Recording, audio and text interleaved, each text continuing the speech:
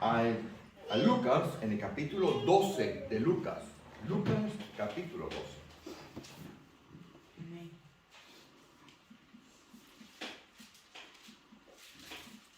¿Lo tienen? Vamos a leer desde el versículo 29. Lucas capítulo 12, versículo 29.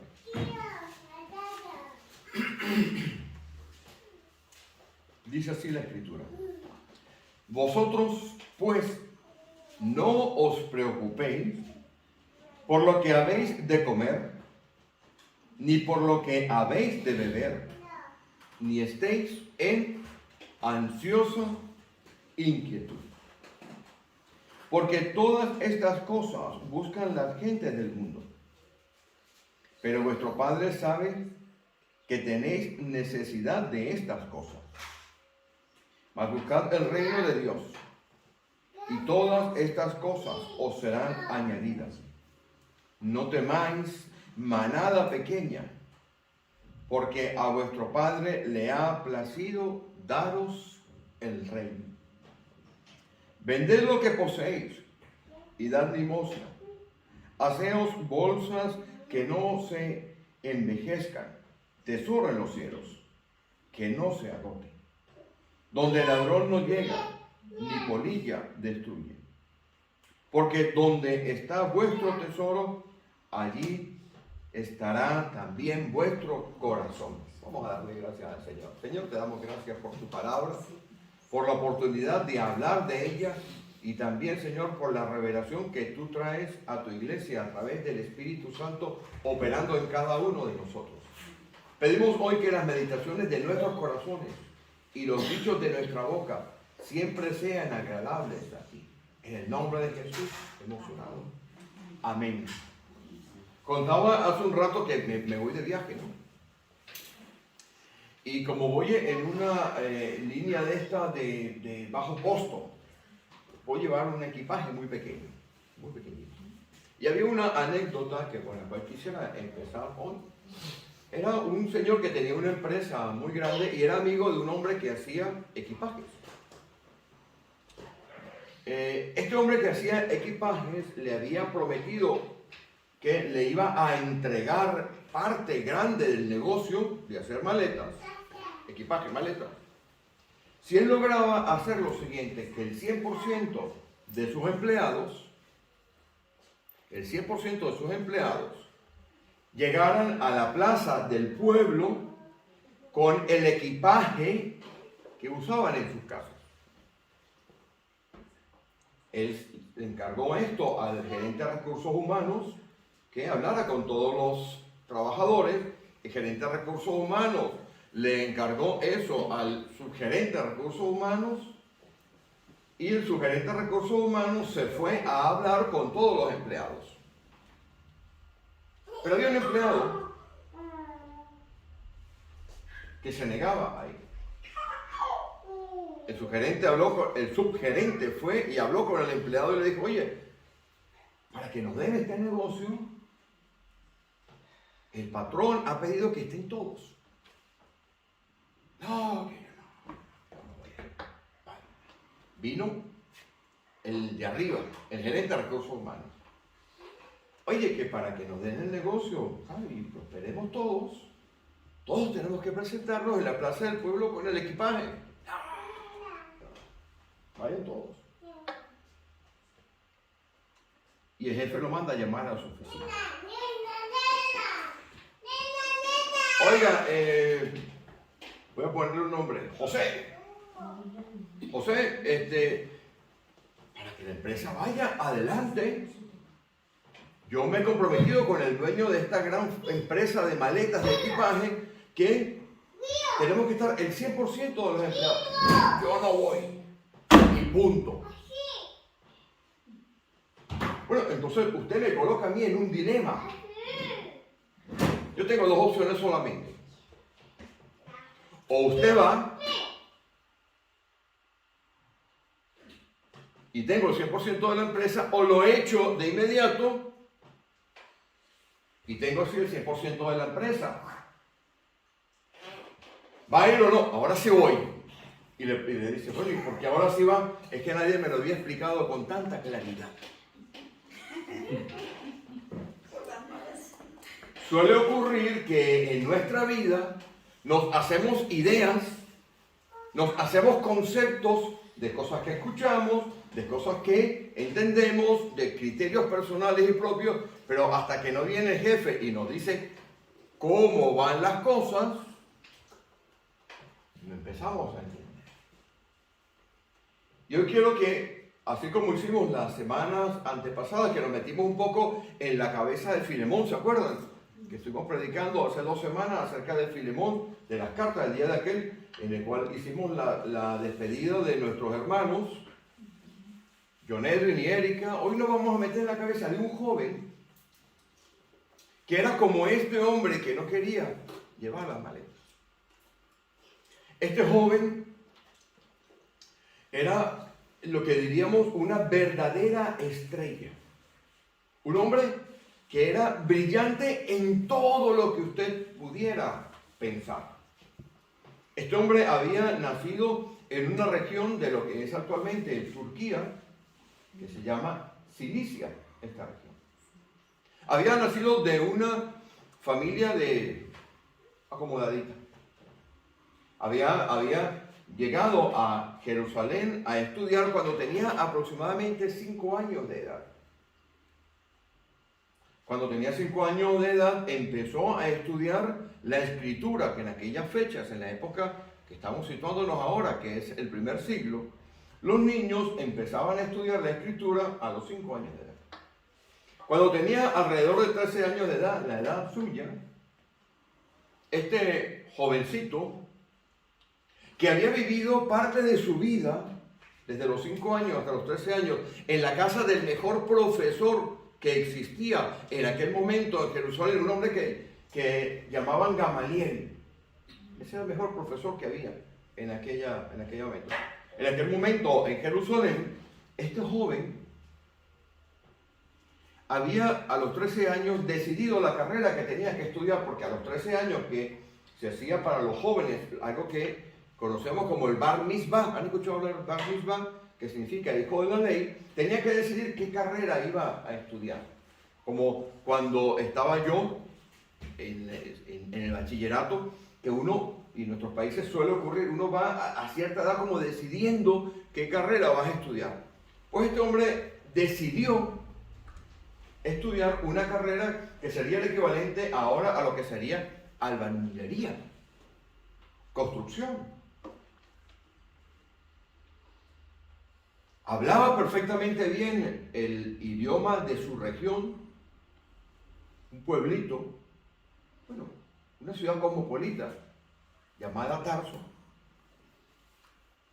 Hablaba perfectamente bien el griego porque era la lengua que tenía que utilizar, como se utiliza el inglés ahora. Usted sale a cualquier lugar y usted no entiende nada, pero si usted machuquea 4 palabritas de inglés, ahí por lo menos sabe dónde comer. Aparte de eso, hablaba perfectamente bien el hebreo y el arameo porque leía las escrituras y las conocía de memoria. Había estudiado en la mejor universidad que había en aquel momento con los maestros más importantes. Yale, Oxford, póngale usted el nombre. Harvard, Universidad de Madrid, de Murcia, qué sé yo. La de Guanare, qué sé yo, la mejor que había. Era lo mejor. Y había tenido una carrera meteórica dentro de lo que era la manera de pensar de los judíos. Vayan conmigo a Hechos de los Apóstoles, capítulo 7. Este hombre que ya me imagino que lo habrán identificado todos, ¿verdad? Hechos 6. Hechos 7. Vamos a los últimos versículos de Hechos de los Apóstoles, capítulo 7.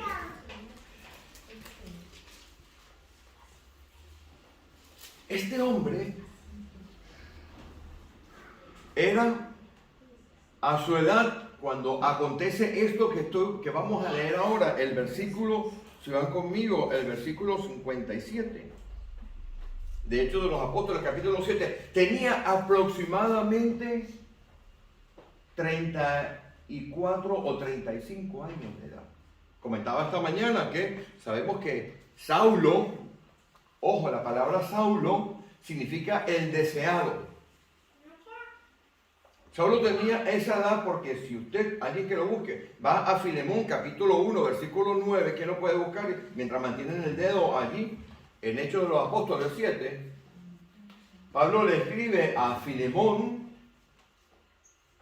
que era, ya sabemos, el lugar en el cual estaba la iglesia de Colosas, le escribe a Filemón y en el capítulo, bueno, el 1.9, porque tiene un solo capítulo, ¿que lo tiene? ¿Quién lo tiene? Que lo pueda leer. A ver. Entonces, 1.9, dice así, le dice, yo Pablo anciano, le está escribiendo a Filemón y él mismo se titula anciano. La palabra anciano, presbítero o presbútero, en el griego original se utilizaba únicamente para hombres que tuvieran por encima de los 58 años de edad. Por ende le sacamos la edad ya a Pablo. Filemón 1.9 dice así. Vamos a esperar que los hermanos lo puedan ver para que sigamos todos en línea. ¿Lo han conseguido o no? Filemón. ¿Ven que lo lee? Filemón, ¿no? 1.9. Dice, más bien te ruego por amor, siendo como soy, Pablo ya anciano, y ahora además prisionero de Jesucristo. Él está hablando allí de su edad, no está hablando de su posición. Está hablando de su edad. Y ese título, presbítero, en el griego original presbútero, únicamente se aplica para personas que están más o menos en mi edad. Si yo paso por esa calle, no soy pastor ni nada, yo soy presbítero. Para los griegos, tengo esa edad. Entonces, si regresamos al capítulo 7, del versículo 8, a los 34 años de edad, cuando todavía le quedan 20 y tantos años de desarrollo profesional a Pablo, acontece esto. Versículo 57. Entonces ellos dando grandes voces se taparon los oídos y arremetieron a una contra él. ¿Arremetieron contra quién? Sabemos que está hablando de Esteban, del mártir, ¿no? Y echándole fuera de la ciudad le apedrearon y los testigos pusieron sus ropas a los pies de un joven que se llamaba Saulo. ¿A alguien de aquí le gusta la historia? Porque quiero hacer un poquito de historia de esto. El templo de Salomón tenía un área especial que se llamaba el Salón de la Piedra Labrada. No sé si han escuchado esto, se lo habrán enseñado. El Salón de la Piedra Labrada era el sitio en el cual se reunía lo que se llamaba el Sanedrín. ¿Saben lo que era el Sanedrín? Eran 70 ancianos de Israel. José de Arimatea formaba parte del Sanedrín. Nicodemo formaba parte del Sanedrín. Eso es que ese fue el Sanedrín, el mismo Sanedrín, prácticamente la composición no había variado, que había mandado a matar al Señor Jesús. Habían transcurrido muy pocos años, 5 años aproximadamente.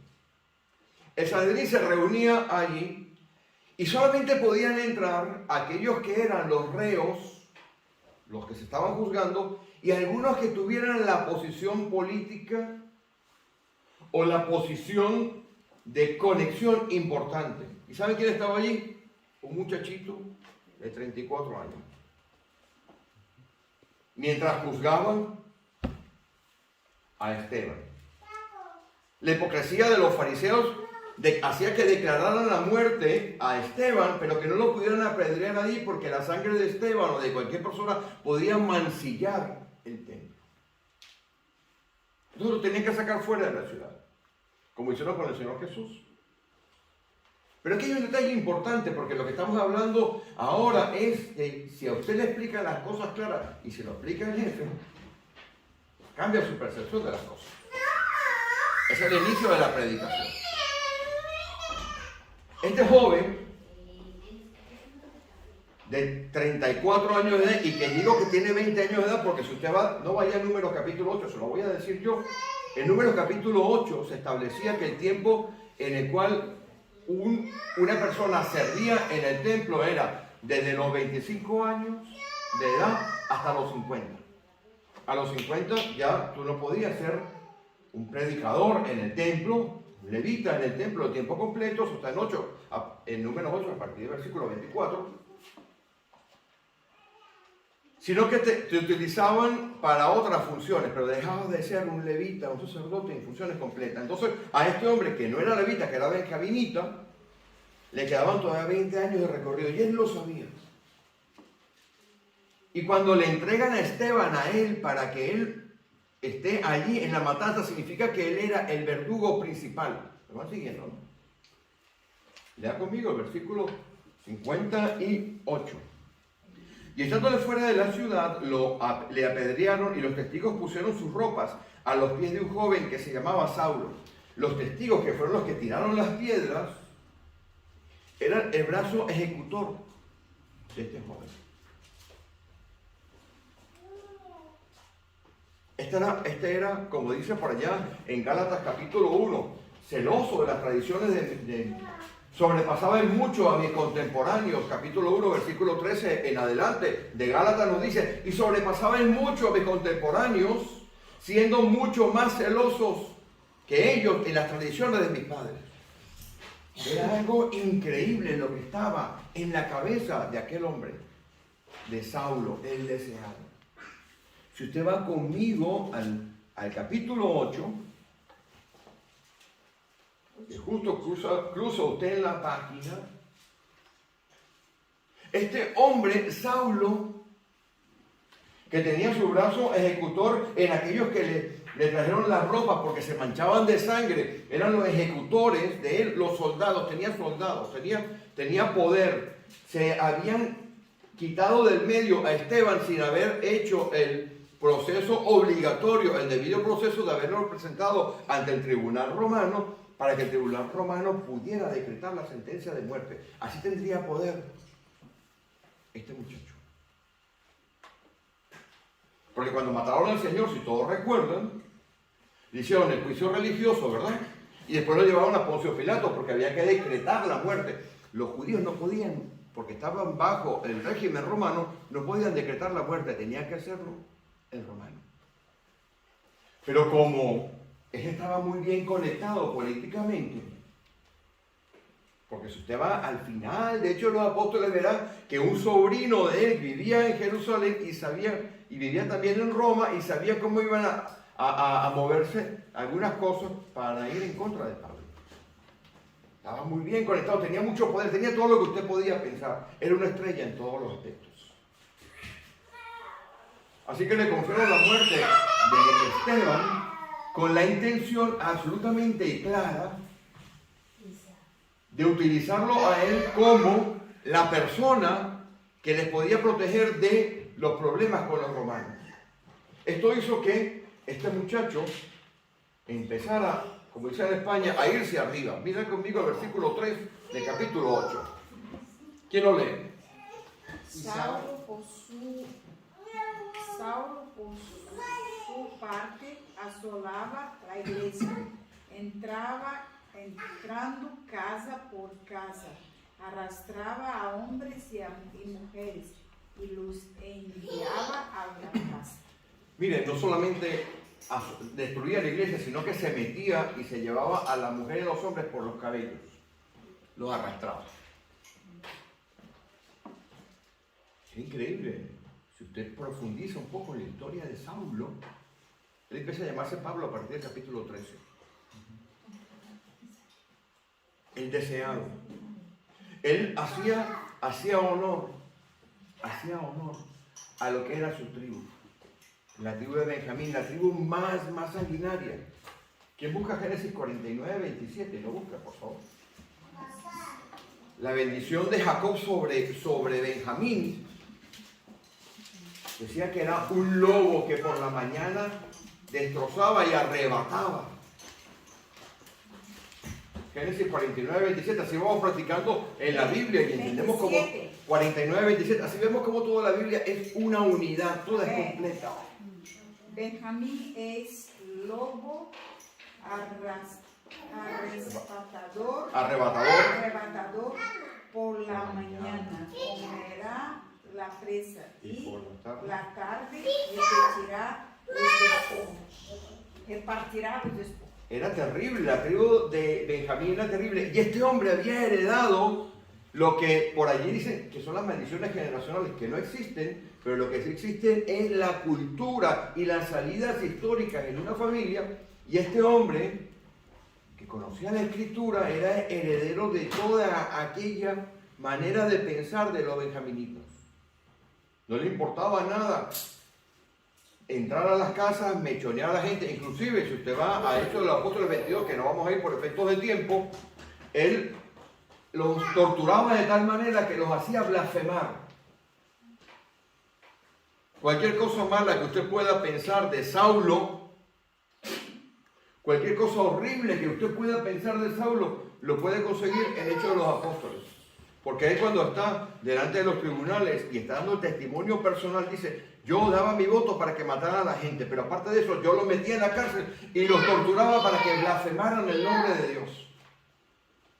Vamos a leerlo. Venga, vamos a leerlo. Está en Hechos. Venga. Vamos a Hechos de los Apóstoles 26.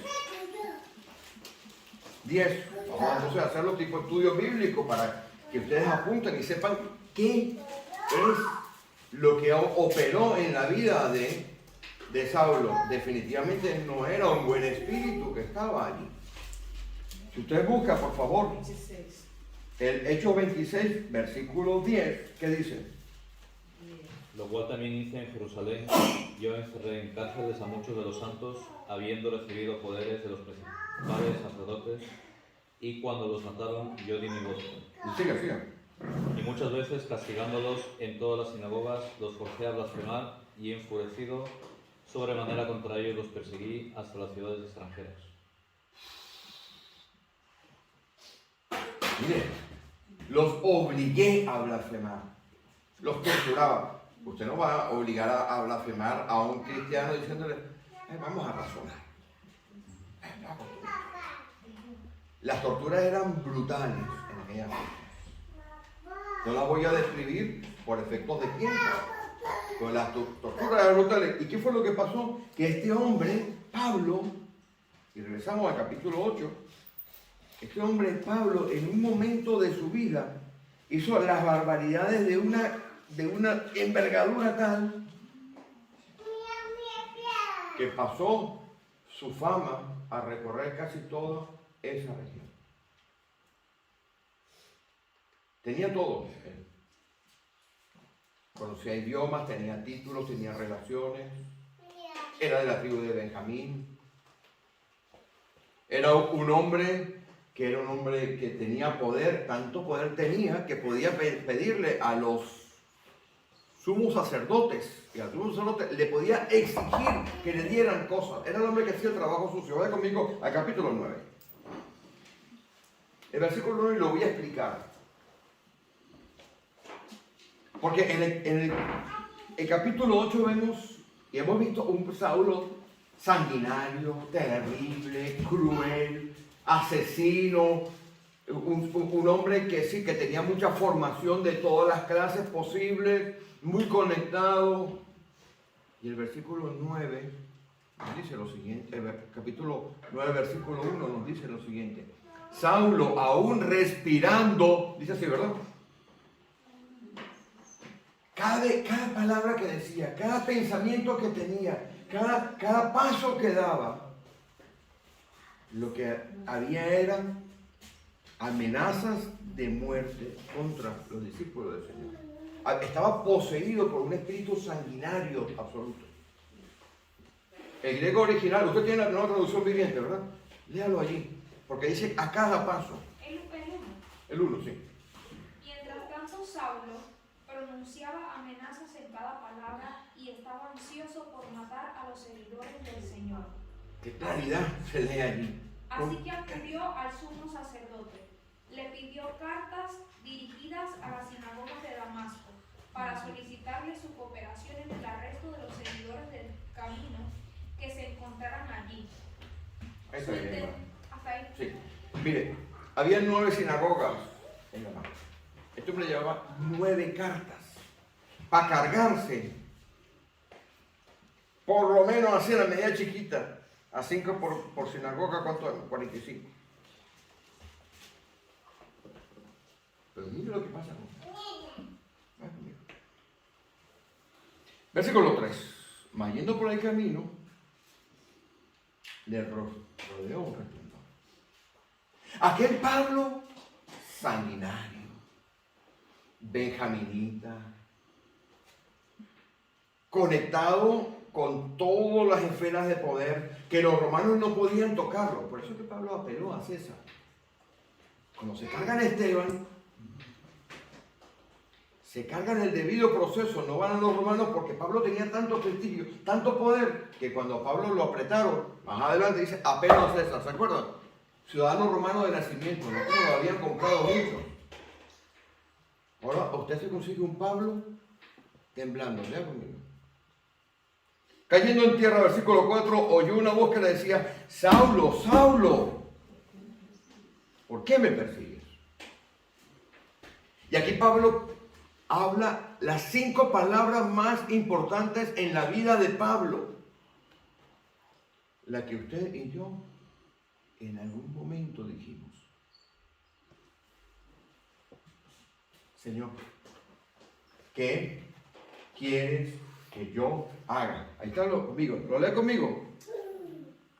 Dice, en versículo 6, ¿qué quieres que yo haga?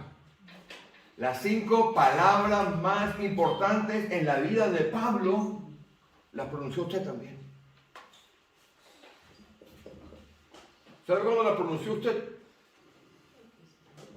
Cuando aquella persona que le bautizó le dijo, hermano, hermana, ¿acepta usted seguir al Señor? Cueste lo que cueste. ¿Se la preguntaron o no? Si no se lo preguntaron, aquí abrimos rebautizo la semana que viene, cuando yo vuelva, y lo metemos otra vez en el agua. Las 5 preguntas, las 5 palabras más importantes de la vida de Pablo son estas. Cuando viene el Dios, cuando viene el jefe y le muestra las cosas como son a usted, pasa lo de aquel de la maleta, ¿se acuerdan? Nadie me lo había explicado tan claro. Aquí le está hablando el Señor Jesús en el versículo 4. ¿Por qué me persigues? Y Pablo allí en el versículo 6 pronuncia estas 5 espectaculares palabras. Es más arriesgado no decirlos que decirlo. Porque cuando usted las dice, Dios le coloca a usted dentro de ese plan perfecto. Tengo que desmontar un mito de la congregación. ¿Te ha escuchado decir, es que Dios tiene un plan perfecto para usted? Eso es teológicamente incorrecto.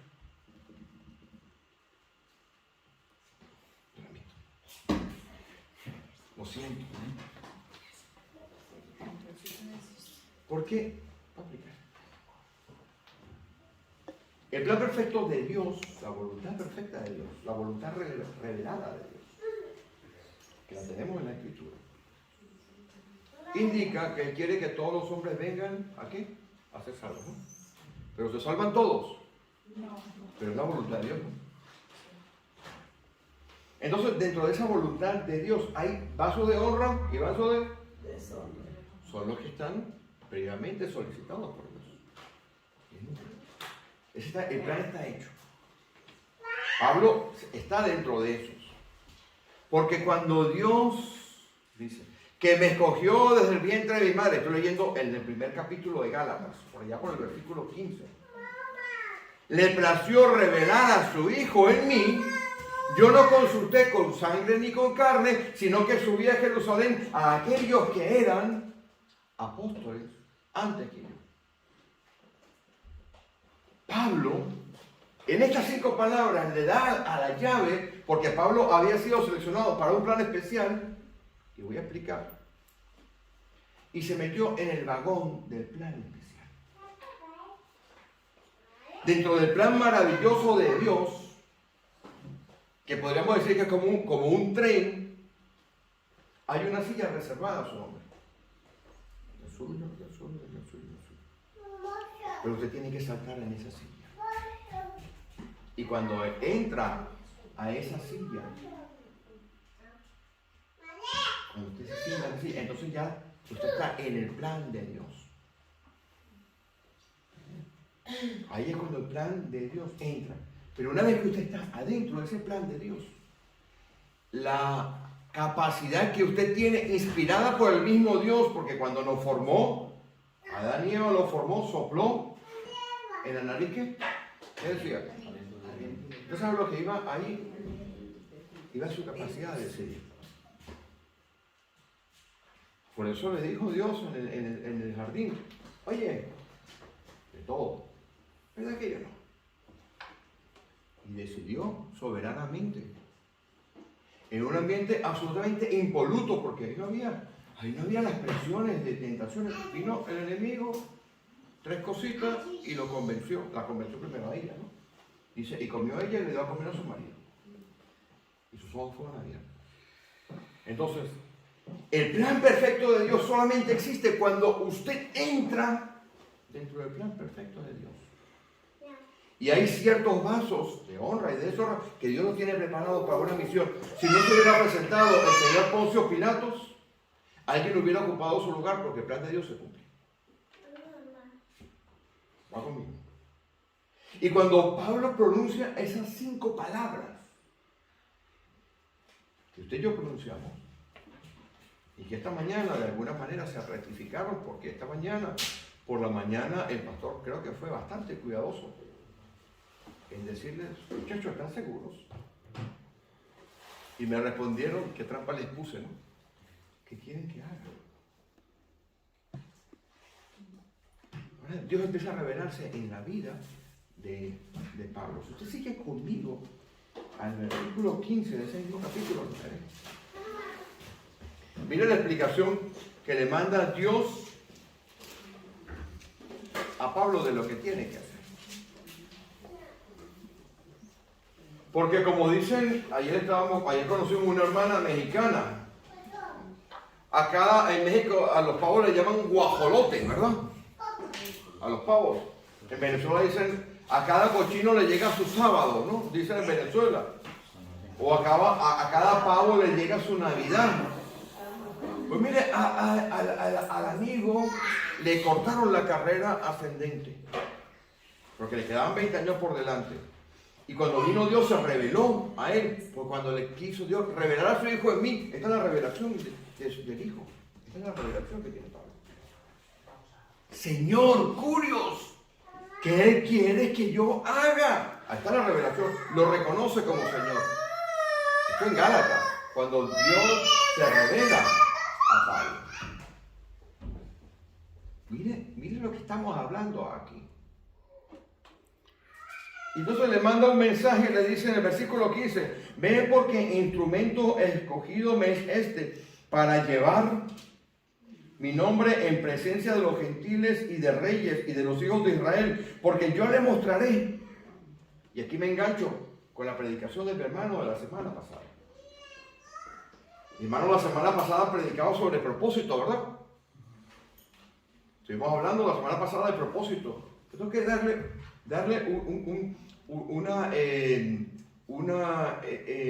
algo adicional. La predicación extraordinaria de la Biblia, le di el like de inmediato, como todas las predicaciones que hacen nuestros hermanos aquí.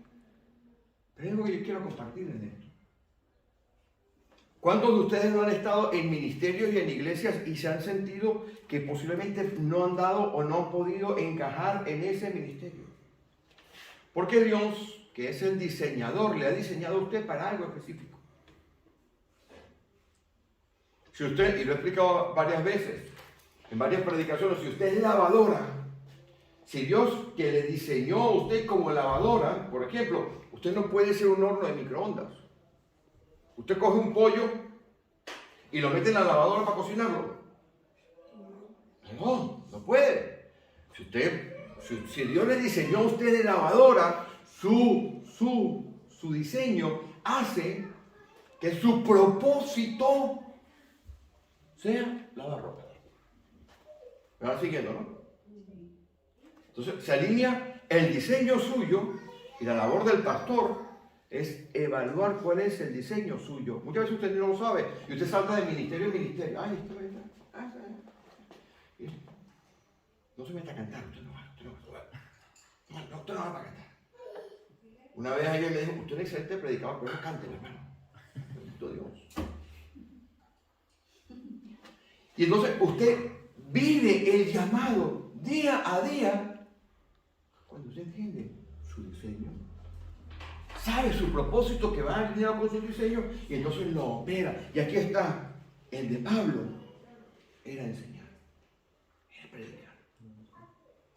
Pero tenía algo más. Iba a padecer, iba a sufrir. Si usted cree que Dios le ha llamado a usted a servir a la iglesia para llenarse de billete, se equivocó de iglesia.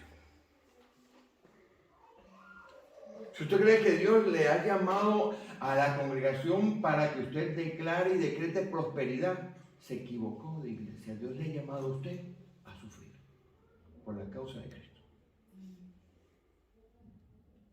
Voy a terminar por efecto de hora con esta parte.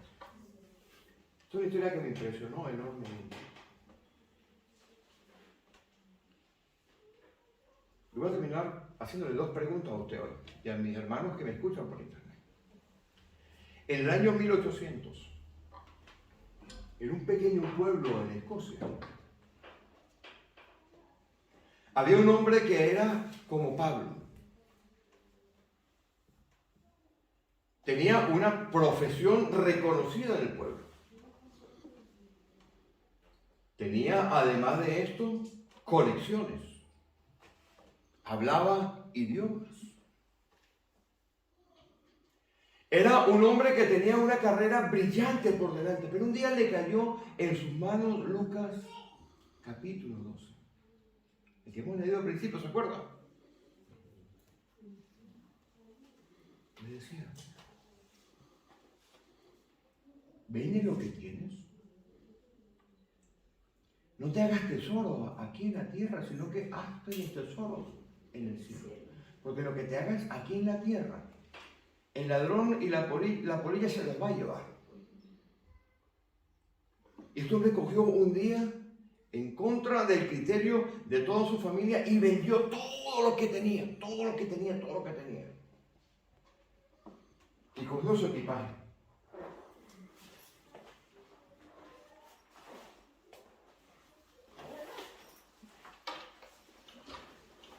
Invitó a su familia a la estación de tren para que se despidieran de él. Pero cuando llegaron allí, a la estación de tren pasó algo. ¿A dónde vas a ir? Me voy a ir a la isla de Vanuatu. Si usted va hoy a Madrid y trata de comprar un billete de avión para ir a Vanuatu, le cuesta 5.000 euros. Y se tiene que comer 47 horas de vuelo. Imagínense lo que costaría en el año 1800 un vapor para ir a Vanuatu, allá, lejos. Cuando llegó a la estación la familia, le preguntaron, ¿a dónde vas? Me voy de misionero a Vanuatu. ¿Pero por qué te vas a ir a Vanuatu? Allá me necesitan, Dios me ha hablado, tengo que ir allí. Bueno, por lo menos déjanos ayudarte a cargar tu equipaje. Miraban y no había ningún equipaje. Hasta que este hombre fue y le mostró el equipaje. ¿Y sabe cuál era el equipaje de este hombre? Un ataúd. ¿Sabes lo que es un ataúd? ¿Cómo le llaman aquí? ¿Un sarcófago? Ataúd se llama. Adentro estaban Biblias y tratados para repartir. Quizás yo no se lo he explicado hoy con claridad, pero creo que sí. Aquellos que ponen la mano en el arado no pueden mirar atrás. Este hombre llegó con su ataúd a Vanuatu.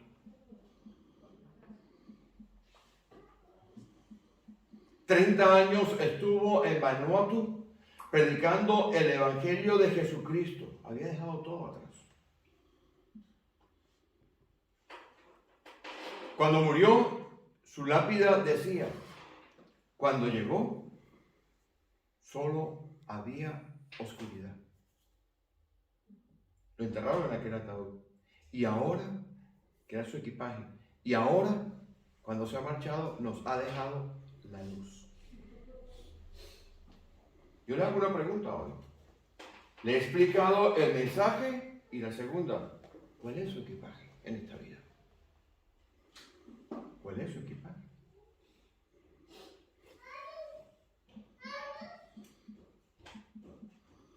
Espero que usted tenga claro cuál es su equipaje. No hagamos tesoros donde el ladrón mina y hurta, sino donde está nuestro corazón, en los cielos. Cuando a Pablo le explicaron las cosas claras, cambió de ser un sanguinario al hombre más entregado a la causa. Todo lo tenía como basura. Cuando a este misionero Dios le explicó, cogió, vendió todo, se compró un ataúd y compró un billete sin retorno. Espero, mis hermanos, que hoy, cuando salgamos de aquí, entendamos para qué hemos sido llamados, para qué Dios nos ha llamado y por qué usted ha respondido. Porque las segundas 5 palabras que dijo Pablo, que escuchó Pablo y que respondió en obediencia, están por allá, no lo vamos a leer, lo cuento. En Hechos de los Apóstoles, capítulo 16, cuando se le presenta a un varón macedonio y le dice, pasa aquí y ayúdanos. Si no hubiera sido por la respuesta a las primeras 5 palabras, no tendríamos a Pablo, tendríamos a otro. Y la respuesta a las segundas 5 palabras, pasa aquí y ayúdanos. Pasa aquí ahora y ayúdanos, ¿correcto? No hubiéramos tenido el evangelio, porque Pablo hubiera ido al otro lado, pero al lado de allá, a los chinos. Pero vino respondiendo lleno de broma. Somos hijos de las 5 palabras. ¿Cuáles son sus 5 palabras las que usted pronunció allá cuando se bautizó y las que hoy reafirmó? Amén. Nos ponemos en pie.